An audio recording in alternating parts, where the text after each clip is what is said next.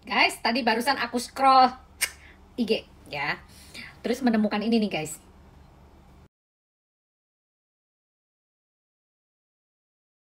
Nah, lucu nih. Gini guys, soal bau badan itu bukan berarti kita itu jorok atau apapun ya. Kadang-kadang bau badan kita yang dikeluarkan oleh keringat kita, apalagi yang sifatnya di dalam lipatan atau tersembunyi, itu kadang-kadang kelenjar keringat itu lebih banyak.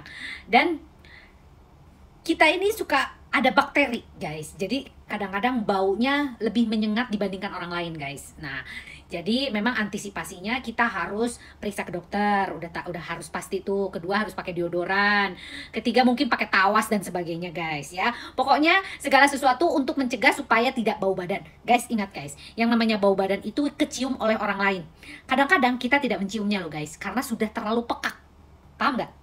Nah, jadi ini lucunya, si mbak-mbak ini ditegur oleh teman sekantornya melalui memo lah, surat gitu, bahwa untuk besok kamu pakai ini ya, pakai deodoran sebelum ke kantor gitu loh.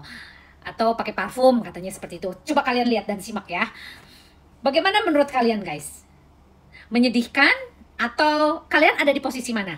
Nah, kalau menurut saya nih guys, jangan diupload sama orang yang dianggap bau badan itu. Memalukan, artinya kita itu mempermalukan diri kita sendiri dan diupload. Dianggap bahwa orang itu menghina. Bukan menghina, itu diingatkan. Daripada dia berkoar-koar sama orang lain, justru itu dia kasihan sama kamu supaya kamu tidak dijauhi oleh orang gitu loh, supaya kamu tidak di dalam tanda kutip tidak dijauhi. Karena saya juga punya banyak pengalaman guys, ada nih temen di mana gitu ya, itu badannya mohon maaf bau, melewat melewat aja kena angin tuh serung gitu loh, bau guys.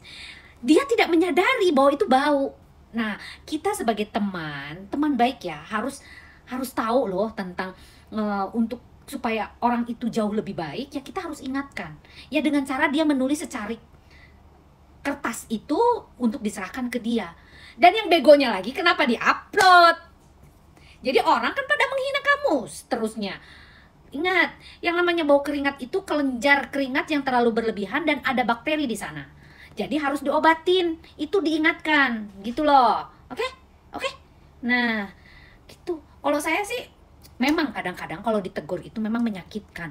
Tapi kan justru dengan dia menulis itu supaya orang lain tidak tahu. Yang tahu itu cuma kamu. Gitu loh. Mungkin dia sudah menulis itu karena dia juga mau merasa nyaman di sekitarnya itu, di kantornya tidak bau ketek, tidak bau ketiak. Apalagi nih, mohon maaf ya, saya punya supir, nasi supir itu bau. Mohon maaf ya gitu. Baunya bau ketek dan sebagainya. Saya dengan lantang, ini pakai ini, pakai ini, pakai ini. Ini peraturan dari saya. Gitu. Bukan berarti dia bau, tapi memang bau. Ya dia harus menerima dong. Itu kan sebuah kritikan buat kita. Kita harus bisa menerima. Jadi kritikan itu tidak selalu membuat hati kita bahagia guys. Terkadang kritikan yang menyakitkan itu akan membawa kita ke jalan yang paling benar dan kesuksesan tentunya. Oke, salam Lita Gading.